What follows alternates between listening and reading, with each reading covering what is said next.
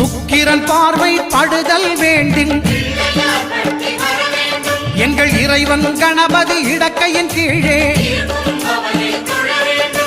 சுக்கிரன் பார்வை படுதல் வேண்டின்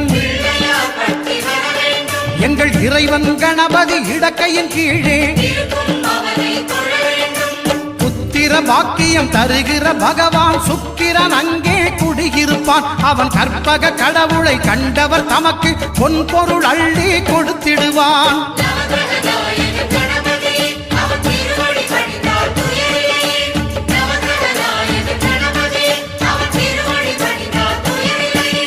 ஒன்பது கோளும் ஒன்றாய் காண அங்கு கற்பகம் என்னும் கடவுளின் மெய்யில்